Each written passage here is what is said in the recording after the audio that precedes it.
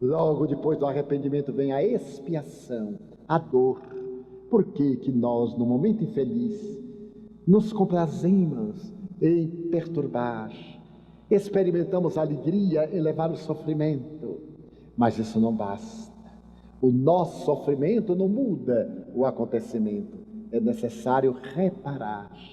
Arrependimento, expiação, reparação. No item 16 do mesmo capítulo, o eminente mestre reflexiona: é necessário que nós nos limpemos da culpa, que nós soframos pelo ato impensado ou pensado equivocadamente, mas nos reabilitemos, restituindo à vida aquilo que na vida dilapidamos. Essa doutrina fantástica dá-nos diretrizes e pautas para uma vida feliz a cada momento, porque a Terra é a bendita escola na qual cada dia desenvolvemos valores e aptidões muito eloquentes. Eu referi-me logo no primeiro módulo que o Dr. Viktor Frankl, o grande psiquiatra austríaco, diz que o sentido da vida é viver, é ser feliz. E ele criou uma terapêutica muito especial, a logoterapia. Quando o paciente chegava ao seu consultório e dizia: doutor, por pouco eu não me matei, ele contra-interrogava: e por que não? O senhor acha que eu deveria me matar? Não acho nada, eu estou só perguntando. Não, eu não me matei porque eu tenho uma mulher. Então você tem motivo para viver. Eu não me matei, então você tem motivo para viver. Matar-se nunca, porque ele era prisioneiro de vários campos de extermínio. Ele esteve nos piores, desde 1942, quando a Gestapo arrancou do seu consultório em Viena e a sua mulher e levou-os para Auschwitz. Na fila terrível de Auschwitz, havia um militar que fazia este movimento, apenas isto. À medida que cada prisioneiro chegava, nem sabia porque era prisioneiro, somente porque era alemão, era judeu. Ele para um lado, para o outro. Para a esquerda, a pessoa ia diretamente para a câmara de gás. E depois para o forno crematório. Para o outro lado, a pessoa ia para trabalhos forçados. Ele está na fila com a mulher vai à frente, à esquerda. Ele pensou que era separação de sexo. Naquela mesma noite ela foi assassinada, sem qualquer motivo. Como podemos chegar a essa hediondez? Porque nos acostumamos a matar. Um dos primeiros gestos de Hitler, quando se tornou primeiro mandatário da Alemanha em 1935, foi tornar o aborto legal. Com o aborto legal, veio depois a Noite dos Cristais contra os judeus. Os poloneses e os judeus eram sub-raça, eram menos que animais, na opinião do translocado Adolf Hitler. E mais de 6 milhões de judeus e mais de 4 milhões de outras raças pagaram pelo crime dessa aberração humana, que se dizia a chibata da justiça divina sobre o dorso da humanidade. O Dr. Viktor Frankl experimenta toda a degradação humana. Ele diz que quando lhe fizeram a tatuagem no braço e ele perdeu o nome, os nazistas haviam realizado o grande crime de matar a identidade humana. Todos nós temos uma identidade, nossos hábitos, nosso nome. Quando os nazistas numeravam, era para poder matar o respeito por si mesmo. A pessoa deixava de ser gente e se tornava uma coisa numerada. Daí os nazistas matavam coisas, não pessoas. Eram coisas numeradas. E ele observa que no campo de concentração, quase ninguém desejava suicidar-se. Só os que enlouqueciam, que se atiravam contra as cercas eletrificadas. Outros que se enforcavam no delírio da loucura. Mas todos queriam viver. Todos desejavam voltar ao mundo para contar à humanidade as atrocidades que nos sensibilizaram numa época e nós esquecemos. Continuamos mais ou menos em maior ou menor escala, vivendo aqueles dias em alguns países. É o fadário da humanidade no clímax da transição. Então Viktor Frankl sobrevive e volta, e se torna o maior psiquiatra humanista do século XX. Escreve obras memoráveis, e ao narrar a autobiografia, ele dá o título, O Sentido da Vida. O sentido da vida é dignificar-se, para dignificar as criaturas humanas. Então, qual é o sentido da vida? Naquele mesmo campo de concentração, um jovem sacerdote, Maximiliano Kolbe, polonês, foi preso em maio de 1941. Era poliglota, amava Jesus, era fiel. E diante do arbitrário conquistador, ele manteve a sua profissão de fé. Quando chegou ao campo e perguntaram o que ele era, ele disse: priest, padre. Deram-lhe 50 chibatadas.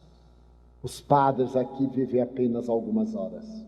Atiraram-no numa vala, jogaram gravetos e ramos por cima, mas ele não morreu. Ele sobreviveu à barbárie. Foi cambaleante para o campo. Os amigos infelizes pensaram-lhe as feridas. Ele estava sendo maltratado porque era polonês. Não era judeu, era polonês. E a Polônia havia caído sob as botas hitleristas. A partir daí, o trabalho é terrível. Quebrar o gelo, colocar linhas sobre caminhos gelados, trabalhar de picareta no gelo como se fosse pedra, somente para matar de exaustão, para colocar trens que nunca trafegariam por ali. E Maximilian Kolbe apoia os seus irmãos, fala-lhes que não podem odiar. Aqueles homens e mulheres estão doentes, eles são dignos de compaixão. Quem os odiar fica mais infeliz, quem os perdoar ficará feliz. Certo dia, a hora da chamada, é verão, um verão terrível, aquele verão de agosto. Havia fugido alguém, e claro, 10 deveriam morrer. Outro havia assassinado um alemão, 10 deveriam morrer. O carrasco vem e vai selecionando, vai dizendo os números um passo à frente. E quando um deles dá um passo à frente, começa a chorar. Eu não quero morrer. Eu tenho família em Varsóvia. Eu sei que minha mulher ainda vive. Eu tenho certeza que voltarei à pátria, meus filhos. Eu não quero morrer, eu sou jovem. Então Maximilian Kolbe interrompe o silêncio, ninguém podia falar nunca com o chefe.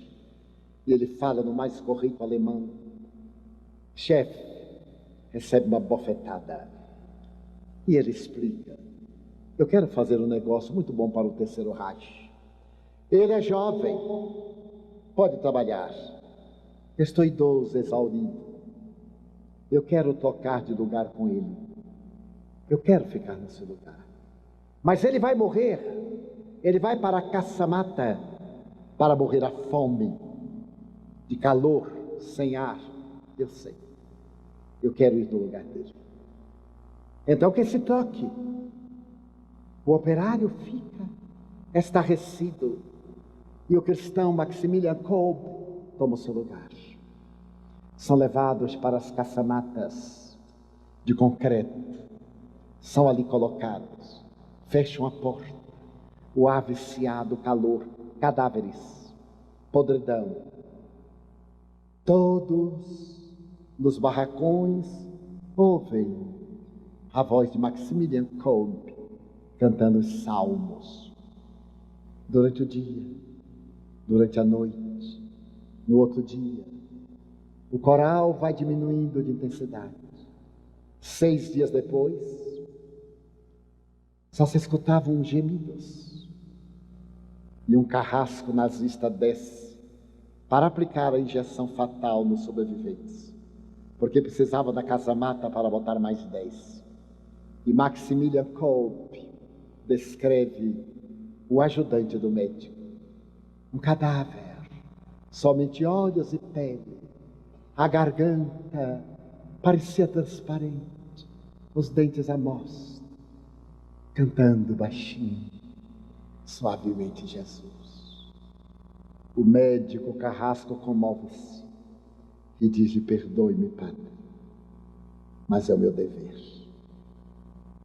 Eu sei. Cumpra com seu dever. Eu já cumpri com o meu. Aplica-lhe na artéria a substância letal. Maximilian Kolbe repousa no corpo e entra como Marte, talvez ouvindo o coral que cante glória a Cristo. Os que lhe dão a vida por amor desfrutarão da eternidade feliz. A história de Maximilian Kolbe é contada depois, porque aquele operário conseguiu sobreviver, voltou a Varsóvia, não encontrou a mulher, mas reconstituiu a família. O soldado que acompanhava o médico conta do estoicismo de Kolbe. O Papa, recentemente desencarnado, elevou aos altares como exemplo de amor ao próximo, mas ele já estava santificado pela vida de abnegação e amor. E aquele que der a sua vida por amor da minha vida, eu darei também a minha vida. Diretriz para uma vida feliz. Seja você aquele que ama. Seja você aquele que ajuda. Seja você aquele que perde para ganhar a paz de consciência. Nós reencarnamos ao lado das pessoas de que necessitamos para evoluir, não daquelas que gostaríamos. As pessoas inamistosas, aquelas que são animosas contra nós, com quem não temos afinidades, são pessoas que necessitam da nossa presença e nós necessitamos dessas pessoas. No educandário, nós convivemos com pessoas simpáticas e antipáticas. A função da nossa presença no educandário é aprender os processos da evolução. Na história da psicologia, destaca-se uma grande personalidade, Gurdjieff. Gurdjieff é pioneiro da nova psicologia. Quando houve a Revolução Socialista Soviética, ele elegeu seus melhores alunos, saiu da Rússia e deu início a uma longa viagem à volta da Terra. Disse ele: estou à procura de homens e mulheres notáveis. Depois de visitar a Índia, a China, o Egito, o Japão e outros países orientais, ele voltou à Europa e foi residir nos arredores de Paris. Era uma personalidade muito especial. Acreditava na reencarnação, na imortalidade da alma e criou uma psicologia muito complexa, simbólica, muito difícil, mas é um dos pioneiros de dança-terapia, em que mais tarde o psicólogo Moreno celebriza-se. Na sua escola, na qual os alunos aprendiam de agricultura a enfermagem, para serem bons psicólogos, ele tinha um homem russo que era o protótipo do indivíduo antipático, vulgar e perverso. Era detestado por todos os alunos. Ele conseguiu ser antipatizado, sem exceção, por toda a escola. Numa das viagens em que Gurdjieff demorou algum tempo pregando a sua doutrina, ao retornar, percebeu que Anton, aquela personagem, não estava lá. Então perguntou aos alunos o que aconteceu. E eles disseram: expulsamo-lo. Era um ébrio contumaz, um indivíduo perverso. Nós não suportávamos. Então expulsamo-lo. Gurdjieff redarguiu: fizestes muito mal. E foi a Paris procurar Anton. Esteve nos bordéis, procurou na Rive Gauche, na parte mais sórdida, e foi encontrá-lo em uma situação deplorável, numa casa de baixa qualidade. Quase bêbado, Anton recebeu com mau humor. E Gurdjieff convidou para que voltasse à escola. Ele disse que não voltava, porque os alunos dele eram muito maus, só lhe faziam grosserias e ele não voltaria. Então Gurdjieff disse: mas lembre, a minha escola é de pessoas nobres, da melhor sociedade europeia, que gastam uma fortuna para estudarem comigo. E eu lhe permito morar ali gratuitamente. Não irei. Então, eu pago a você para ir morar comigo. Anton estipulou uma importância e Gurdjieff aceitou o desafio. E voltou, levando Anton. Os alunos reuniram-se, foram à sala de Gurdjieff e disseram: já que o senhor opta por Anton, nós saímos da escola. Pois não. Fico muito satisfeito, porque os senhores jamais serão psicólogos. Os senhores jamais terão uma profissão digna. Anton é o maior professor que eu tenho aqui dentro, porque ele nos ensina como deveremos comportar-nos diante dos rebeldes, dos maus, dos antipáticos e dos doentes. Os senhores vão lidar com psicopatas e não com pessoas ricas, generosas, simpáticas. E Anton é o campo de experiência. Todos os alunos ficaram. Então as pessoas inamistosas, com quem não temos afinidade, são nossos mestres. Eles nos ensinam a corrigir o orgulho, a vaidade, a presunção, nos educam na simplicidade, na humildade. Então nós temos o dever de conviver bem, não valorizando o mal do psicopata. Se nós tivermos um marido, uma esposa, um filho que se torne rebelde, através da rebeldia nos persiga, botamos para fora, nós saímos? De maneira nenhuma. Teremos que trabalhar pela sua recuperação. Que é fácil? Não é. E se fosse fácil, não teria o valor que representa quando nós aprendemos a conviver com pessoas difíceis e nos adaptamos. Afinal, a vida em sociedade é um grande desafio. Poderemos ter as pessoas queridas, afins, que nos dão combustível para suportarmos aquelas que não são queridas nem serão afins. Então nós seremos felizes em ter os nossos inimigos ao nosso lado, para resgatarmos as dívidas que temos com eles. Então é o caminho de uma vida feliz. Porque quanto mais se distanciem, postergamos a dívida. Dívida que não foi paga, volta com juros, e juros de mora, complicando a nossa vida. Então melhor ter o inimigo encarnado do que ele desencarnado. Assim eu lhe diria: conviva, vibre a favor, ore. A animosidade é recíproca e a sua maneira de encarar o outro com esta reação faz que ele fique pior. Não reaja e vai ver que ele modifica. Eu que lido com muita gente, sei como é isso. Toda vez que eu tento reagir, piora. Então, na hora que eu cedo, melhora. Porque também não dou muita importância e fico em paz. Temos que trabalhar pela nossa evolução, não deixando que o mal dos maus nos faça mal, mas que o nosso bem faça-lhes um grande bem. Como ser feliz se os demais não são?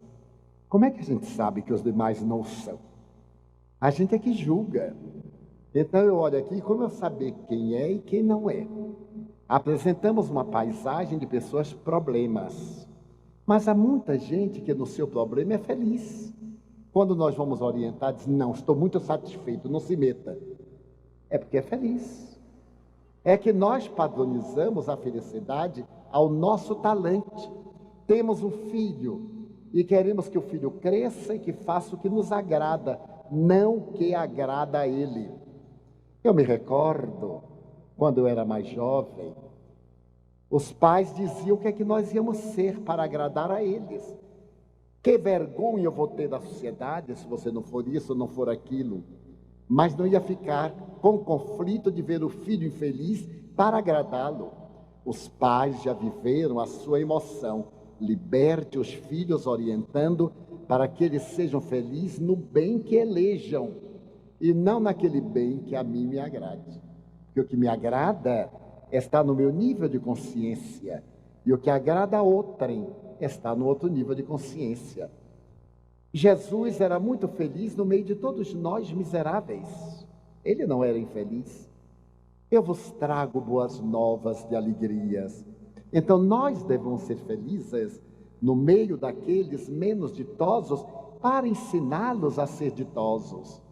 Ou então nós formaremos a caravana patética dos desventurados. E isto é um transtorno de conduta, é masoquismo. Nós devemos trabalhar pela nossa felicidade onde estejamos e nós mudamos o meio. Gandhi dizia uma coisa muito especial. Uma pessoa de paz muda a estrutura da casa. Uma casa numa rua, casa esta que tem paz, muda o comportamento da rua. Uma rua que tem paz numa cidade modifica a estrutura da cidade. Uma cidade pacífica e pacificadora de um país muda o país. No dia que um país for pacificado, mudará o mundo. Quando não conseguimos vivenciar em casa o que pregamos fora dela, qual a melhor postura a adotar? Vivenciar em casa. Porque a teoria é muito fácil, mas o dia a dia é muito difícil. Criar hábitos mentais. De tanto mentir, o mentiroso acredita na mentira. Eu tenho um amigo que é o rei da mentira. Ele me diz assim, Divaldo, eu não consigo dizer a coisa como acontece, porque eu tenho a imaginação muito rica. Ele é imaginação, pobre é mentira.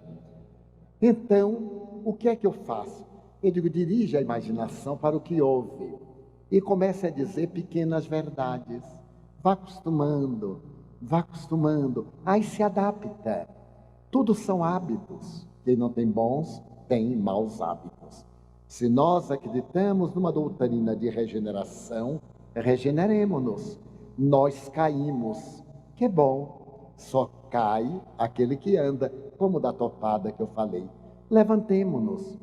Há muitos anos o Espírito Sheila disse-me, na hora em que tu caíres, alegra-te. É sinal que estás andando, mas não te detenhas na queda. Cair é natural, levantar-se é um dever. Então, de vez em quando, eu dou uma baianada, mas daquelas total. Todo mundo acha graça e eu também. Aí fico feliz e da próxima vez não dou mais outra baionada. Vou aprendendo com a vida.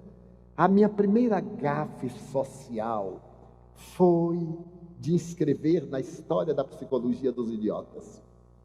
Eu fui convidado a uma recepção em Salvador, num verdadeiro palácio, uma família muito rica. E eu só tinha visto mordomo em filmes ou lido em obras clássicas. E quando eu cheguei, mês de dezembro, à porta tinha um mordomo, imagine, de luvas. naquele vento frio de Salvador em dezembro, 40 graus. Quando eu chego, o mordomo devia ser inglês, porque ele fez uma curvatura tão grande, eu pensei que ele estava me saudando, eu apertei a mão do mordomo. Ele teve um choque, era a minha gafe. Mas eu não perdi a sabedoria, diga assim, não, apertar a mão, nós somos espíritas, quem já viu? Ele não entendeu nada. Aí é que eu aprendi que não se aperta a mão de mordomo. Mas fiquei tão acostumado que posteriormente, viajando, quando o mordomo faz a curva, eu digo negativo, deca lá a mão. Não, mas deca a mão. Aí aperto a mão de mordomo de hotel, daquele que puxa o táxi. É a fraternidade, estou mudando as leis da ética. Já imaginou? Daqui a 100 anos, assim, porque Divaldo Franco, antes de morrer, disse que se deve apertar a mão de mordomo, e todo mundo aperta. Vamos então vivenciar em casa. Talvez não cheguemos a ser o modelo, mas seremos o aprendiz. E um dia, tornar-nos-emos modelo. Gostaria que o senhor falasse um pouco mais sobre a causa da depressão e da síndrome do pânico. Tecnicamente, a depressão é resultado da ausência de duas substâncias produzidas pelos neurônios cerebrais. Os nossos neurônios, que variam de 75 bilhões para 100 bilhões, produzem 64 tipos de substâncias que são fundamentais à nossa vida. Essas substâncias são chamadas neuropeptídeos. Elas são encarregadas de transmitir as mensagens de um neurônio a outro, as chamadas sinapses cerebrais ou neurocomunicações. Na parte posterior do cérebro, nós temos duas áreas específicas, o RAF e o locus ceruleus, que produzem, respectivamente, serotonina e noradrenalina. Quando, por acaso, por hereditariedade, cerca de 30% dos depressivos têm ancestrais depressivos. Quando o casal é depressivo, a possibilidade do descendente ser depressivo é de 70%. Então, os neurônios imprimem geneticamente aquela carga que um dia vai falhar. E nós passamos a ter ausência da substância. Quando temos um trauma, então os neurônios destas duas áreas deixam de produzir as substâncias. Quando temos estresse, ansiedade, conflitos profundos, obsessões, porque temos a depressão e o transtorno do pânico, ou a síndrome do pânico, também por obsessão. Então nós deixamos de produzir essas substâncias e entramos no transtorno psicótico profundo. Perdemos a afetividade. A depressão leva-nos à perda da afetividade. Necessitamos de terapêutica clínica, porque é chamada depressão fisiológica. Determinadas substâncias químicas trabalhadas em laboratório vão substituir aquelas que os neurônios não produzem. Nós ficamos algo impregnados até que os neurônios sejam estimulados a produzirem aquilo que é carente, restabelecendo as neurocomunicações. Felizmente, a ciência progrediu tanto que em laboratório sintetizam-se substâncias equivalentes. A homeopatia também pode dar uma contribuição valiosíssima. As medicinas alternativas podem contribuir grandemente, tendo-se em vista qual é a causa do transtorno depressivo ou da síndrome do pânico. Pode ter uma psicogênese sexual, um tormento, uma disfunção da libido, um conflito profundo, um drama de outra reencarnação, a consciência de culpa. Então nós temos a depressão infantil, a depressão juvenil, a depressão adulta, a depressão senil. Temos a depressão pré-partum, por causa da mudança do metabolismo hormonal da mulher. Post-partum, por causa da mesma questão. E podemos fazer o transtorno do pânico, de natureza fisiológica. Temos os fatores psicossociais, conflitos, dramas pessoais, traições, melancolia. Freud chamava os dramas da melancolia as perdas. A perda de uma amizade, a perda do emprego, a perda de um relacionamento, a perda de alguém pela morte. Não concordo com Freud nesse capítulo, porque pessoas não se perdem, pessoas morrem. Morrem, desencarnam, falecem. Mas nós procuramos escamotear a palavra morte, substituindo perdi. Muitas vezes eu perdi meu marido, eu digo aonde? Não, ele morreu. Ah, é outra coisa. Porque perder é esquecer embaixo da arquibancada. Morrer, falecer, desencarnar, sucumbir. Então, fisiologicamente é isso. Do ponto de vista espírita, é um processo de recuperação kármica de alguém que usou mal a inteligência, que cometeu defecções e reencarna com uma consciência de culpa, com certo clima de timidez, com certos estados fóbicos que são da consciência de culpa. A terapêutica psicológica, nada de regressão de memória. A terapêutica psicológica, a terapêutica psicanalítica, a depender do quadro, ou a terapêutica psiquiátrica, são recursos hábeis para restituir-nos a saúde psicológica e do comportamento, tanto no transtorno do pânico, ou síndrome do pânico, como no transtorno da depressão.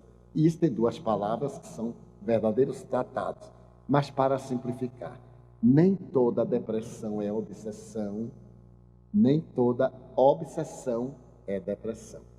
Allan Kardec, com muita sabedoria, nas últimas 3 linhas do Evangelho segundo o Espiritismo, diz: quando uma obsessão é muito prolongada, afeta o cérebro, que necessita de passes magnéticos e de terapia médica.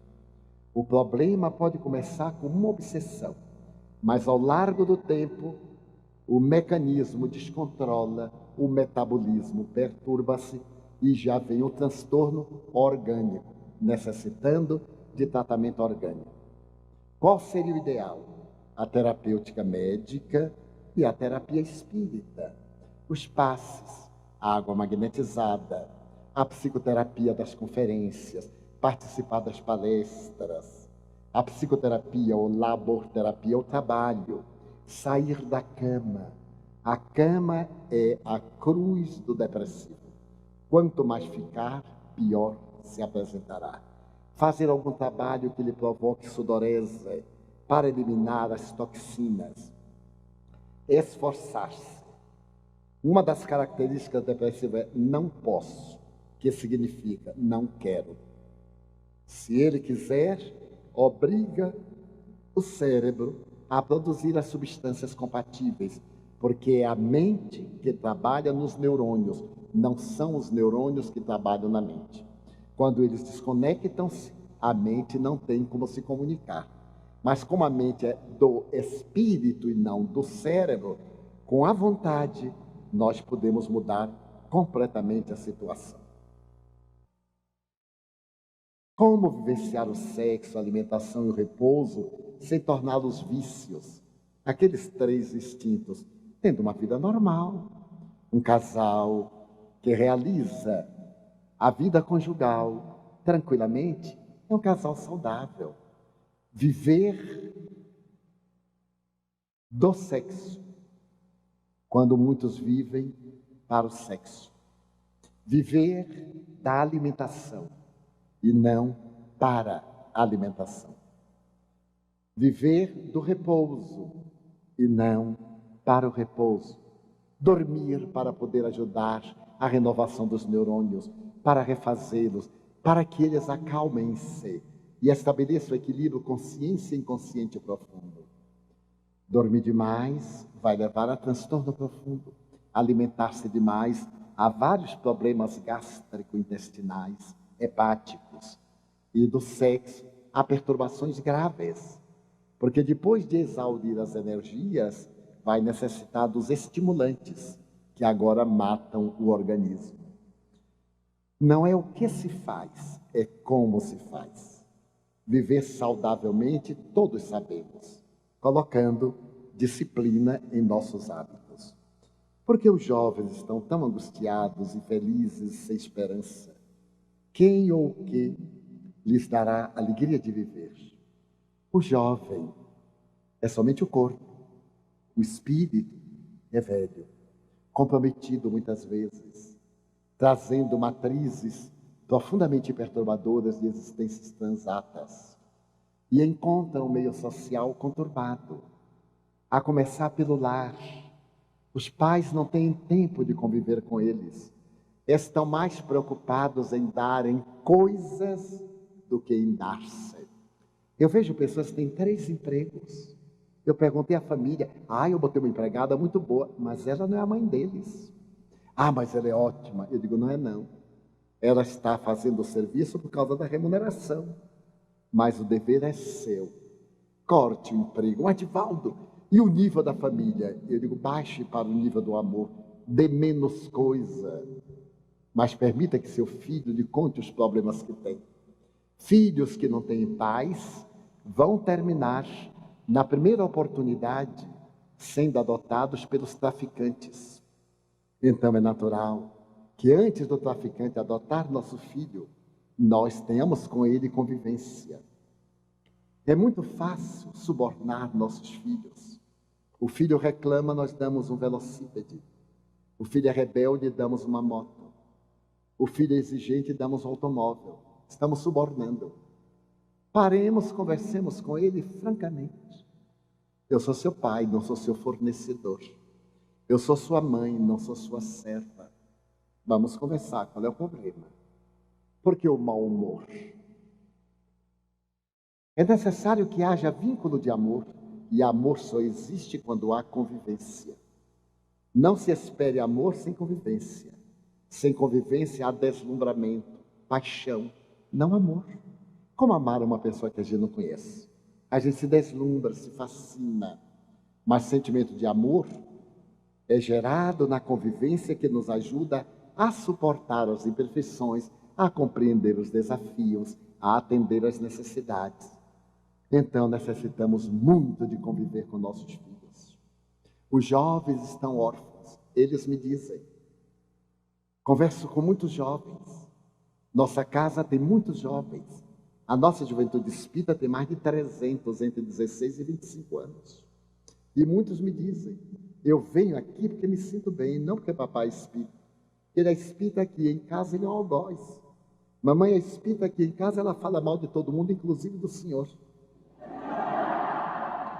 Mas eu venho porque me sinto bem. Ele continue vindo, meu filho. Nós somos a lapidação que fazemos de nós. Mamãe está doente. Papai é frívolo, mas vai amadurecer. Então nós precisamos atender os jovens, conviver, participar dos seus sonhos, alentá-los, nem sempre concordar com eles. Porque muita gente pensa que amar é ser conivente. Só se convive quando não se ama, porque se quer ver livre. Quando se ama, não se cede. Jesus, que nos amou, aceitou a cruz, mas não cedeu à hipocrisia da época. Então nós também. Se a filha veio e diz, eu quero trazer meu namorado para dormir aqui comigo. Não, senhora, porque aqui não é um bordel, aqui é o seu lar. Mas todo mundo faz, porque não ama a filha, mas eu lhe amo. Não vou permitir que seu namorado venha aqui usar você e eu pague o aluguel da casa. E ele se divirta. Depois você acaba com ele e vem outro. Depois você acaba e vem um terceiro. E vira o quê? Você se torna o quê? Não, você necessita de um relacionamento. Eu compreendo. Mas vamos esperar que o amor defina os rumos. E no dia que você tiver o relacionamento, que o homem você assuma a responsabilidade, não eu, protegendo a prostituição dentro da minha casa. Agora, para dizer isso, precisa ter dignidade, precisa ter coragem. Mas uma coragem que diz sem raiva, dizer, educando, orientar com tranquilidade. Que não é o que nós fazemos. Para mostrar a masculinidade, muitos pais dão o primeiro cigarro ao filho. Muita gente não bebe, mas tem o bar em casa com as bebidas mais finas. Às vezes chega em casas de amigos E ele diz, Divaldo, você toma alguma coisa? Eu digo assim, suco de laranja. Ah, mas nós temos aqui o uísque. Eu digo, meu filho, eu já sou velho sem uísque. Com uísque, eu fico um velho uiscado. Não dá. Eu digo, mas você como espírito, não para dar aos amigos. Eu digo, ótimo. Você não toma o veneno, envenena os amigos. A nossa filosofia é hipócrita. Pregamos uma coisa e fazemos outra. Não estava na hora de tirarmos as garrafas de uísque. O nosso filho bebe escondido. Os filmes pornográficos. Aí estão os canais abertos de pornografia explícita de sexo. A primeira coisa que fazemos é colocar um televisor no quarto do filho para ele se divertir e se prostituir. Porque o que ele vê, depois de entrar na mente, não tira com facilidade. Ele vai praticar equivocadamente. Porque o sexo que ele vê na televisão é profissional, não tem emoção nenhuma. É tudo artístico. Alguns desses artistas já me contaram que eles tomam vários produtos para poder suportar a filmagem. Demora 8 horas uma cena de 10 minutos. Como é que podem manter-se? Mas nós colocamos que assim tranquiliza o menino, tranquiliza a menina e corrompe.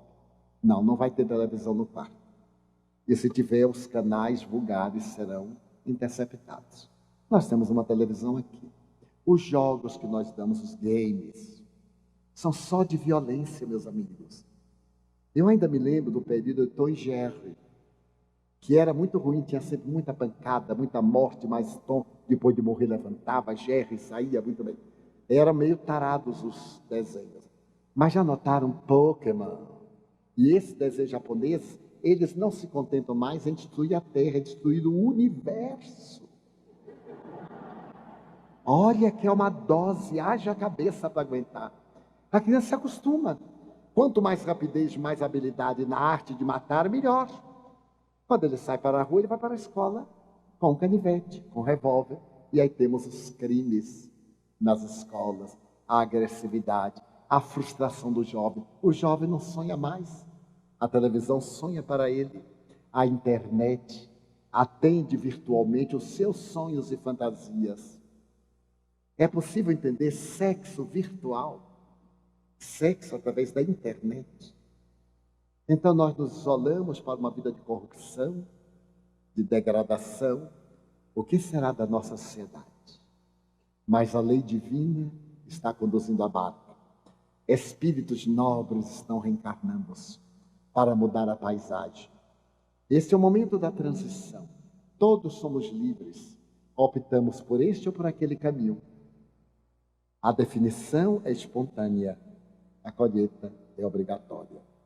Por isso, eu sinto uma grande ternura pelos jovens, pelas crianças. Todos que passam por mim, eu sempre digo algo, digo uma palavra, pego na mão. Com muito cuidado por causa agora da onda de pedofilia. Porque chegamos ao tal estado que se acaricia uma criança, já é um ato de atentado ao pudor. Na Europa e nos Estados Unidos, eu nem olho. Se vê uma criança, eu tiro outra. Porque é um comércio. As mães, principalmente, facilitam para jogar processos. É o momento da grande transição. Está em Marcos, Evangelista, 13, o sermão profético, 1:33. Pais entregarão seus filhos, filhos entregarão os pais. O sol perderá sua luz, a lua se cobrirá de sangue, e isto é apenas o começo. Nós vimos o sol perder a luz em Hiroshima, em Nagasaki, com cogumelo atômico. Vimos a lua ameaçada de sangue quando Reagan quis fazer lá uma base de mísseis para disparar contra a União Soviética. Porque naquela época era quem desse o tiro primeiro. Os pais denunciarem filhos e vice-versa é comum. Mas aqueles que porfiarem até o fim, estes ganharão a vida. Que lição bonita. Os que forem fiéis à verdade. A doutrina de Jesus é a doutrina da dignidade, da verdade. Amem mais os seus filhos. Rebeldes é a época, é o período de transição, é o amadurecimento. Quando os meus filhos me fazem uma estupidez, eu deixo que eles esperneiem bem. Quando eles terminam, eu digo assim, Que bom, temperamento ótimo. Vou colocar você com uma enxada na mão, porque com temperamento desse você cava até pedra. Porque tem força. Então vamos trabalhar. Quando me dão uma resposta bruta, e dão, eu faço de conta que não entendi. E digo assim, ué, é isso que eu tenho aprendido na escola? E pasmem, ele diz, é sim senhor, é isso que eu aprendo lá. Porque muitos professores vão para a aula, põem a perna em cima da mesa, me dá um baseado, cara, e fuma com eles. Ah, porque eu ganho pouco. Não se justifica. Se acha o salário pouco, abandone a profissão. Mas não use a profissão para corromper. Torne-se digno, no mínimo, de dirigir as mentes novas no rumo do bem. É a transição. Mas nós somos também corresponsáveis. Se amarmos, o amor nos dirá o que fazer. Então amemos nosso filho. O filho é toxicômano, nunca necessitou tanto de nós como agora. Se ele está no desvio, paciência para com ele. Está doente. Na hora que ele sentir que é amado, ele vai. E como filho pródigo, ele diz, meu Deus, eu não necessito de estar aqui misturado com os porcos. Eu tenho meu pai, eu tenho minha casa, vou voltar para casa. E voltam. Voltam, banhados de lágrimas, infantis outra vez. E nós mandamos preparar o melhor banquete, porque aquele que estava perdido recuperou-se. Amemos os nossos jovens.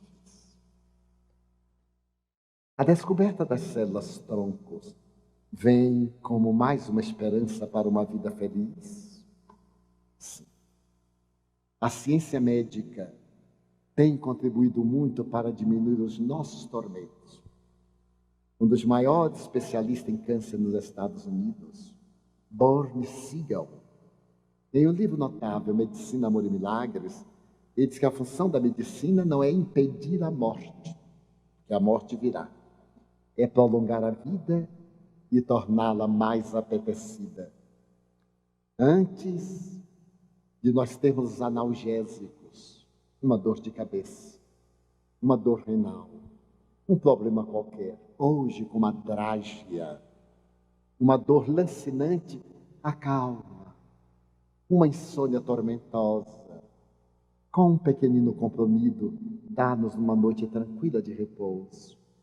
Um problema gástrico, com processos de desidratação, com uma pequena substância, em 2 drágias, 2, 3 vezes, cada 2 horas, nós recuperamos o equilíbrio.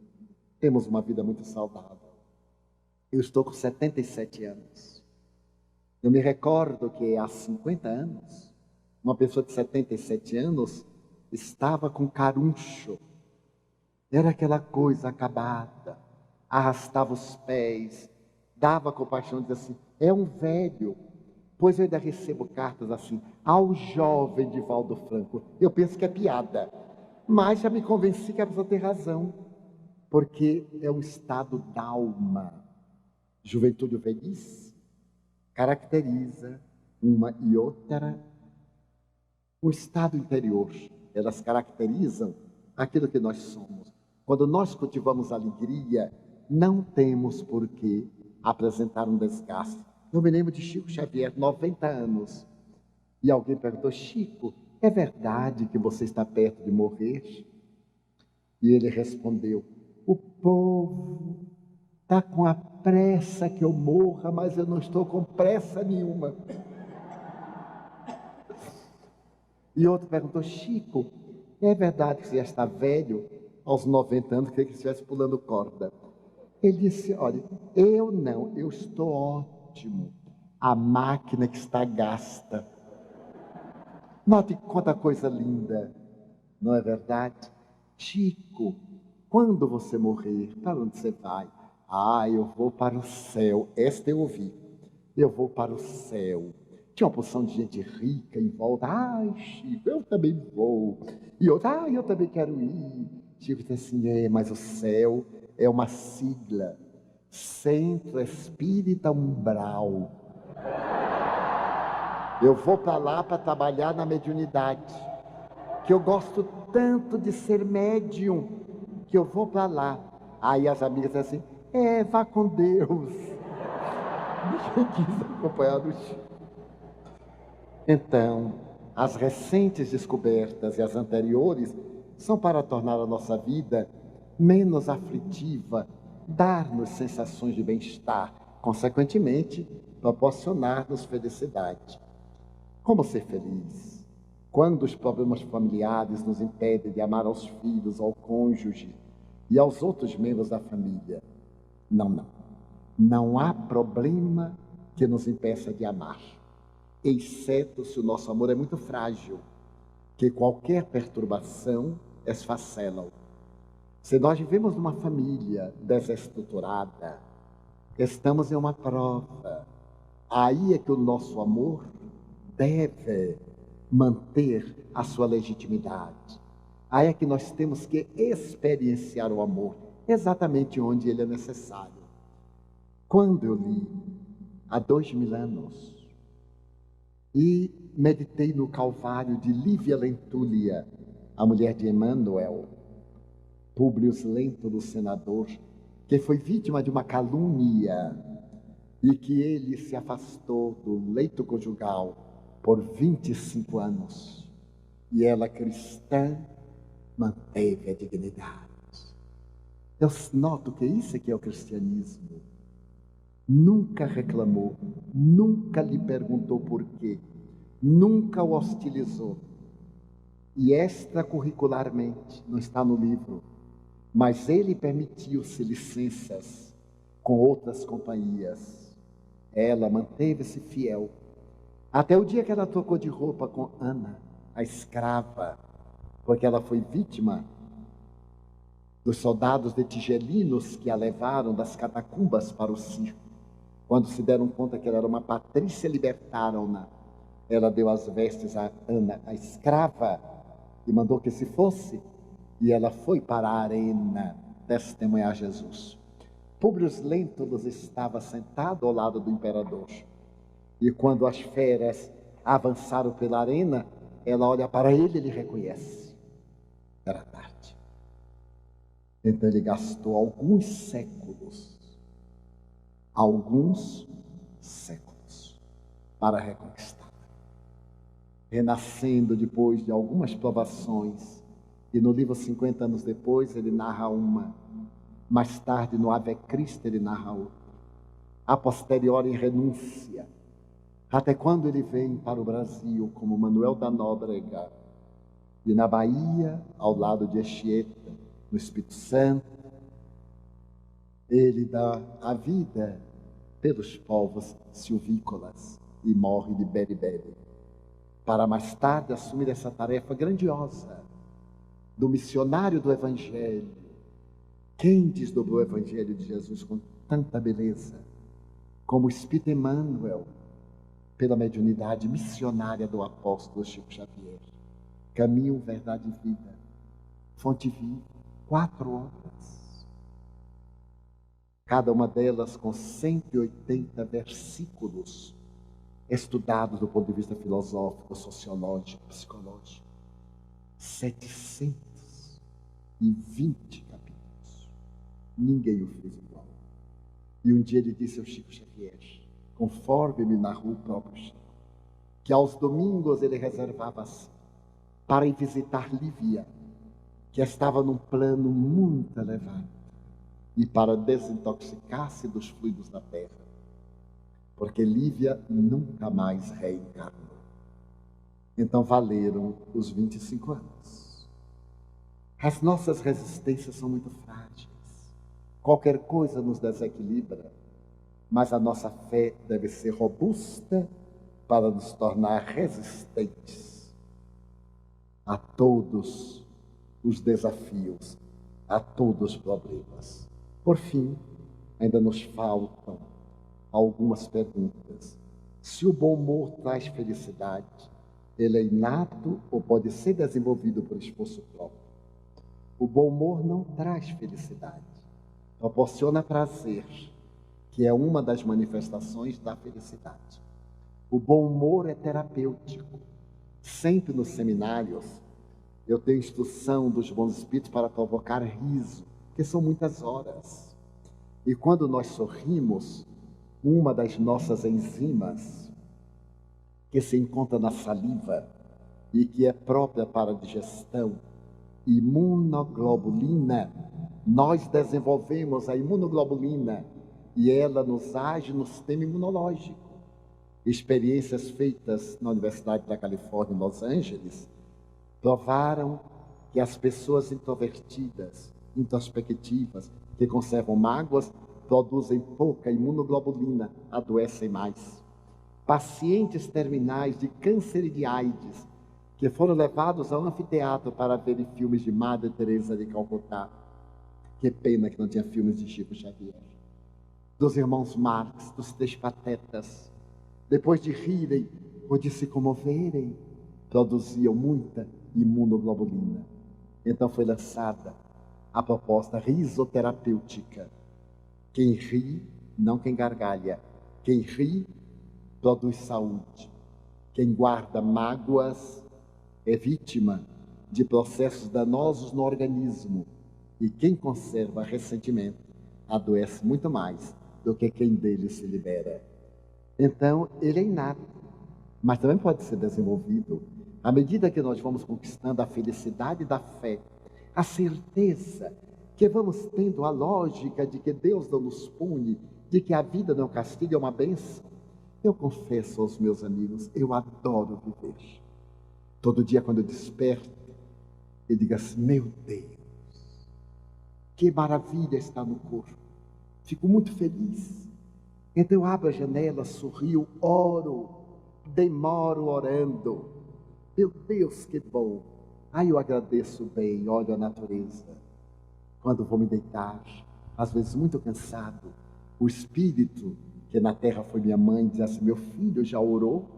Eu digo, mãe, o meu dia foi uma prece. Ore, porque você vai viajar no carro do sono e não sabe se desperta na carruagem do sol amanhã de manhã.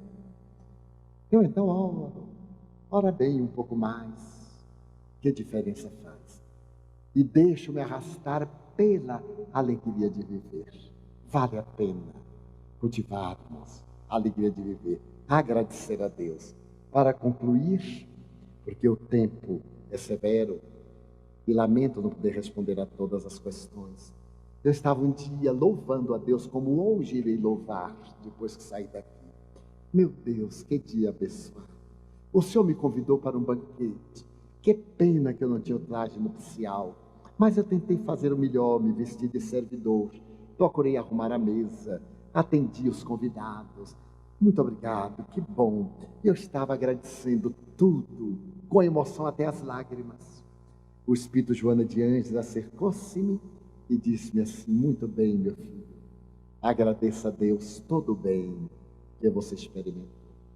E a partir de hoje, aprenda a agradecer a Deus todo o mal que não lhe aconteceu. Já notaram que a gente nunca pensa nisso? Quanta coisa negativa poderia ter nos acontecido que não aconteceu. Então, primeiro eu louvo, agradeço o bem, aquilo de perturbador que não me aconteceu e peço-lhe forças para quando aconteça, eu saiba corresponder à expectativa. Muito obrigado.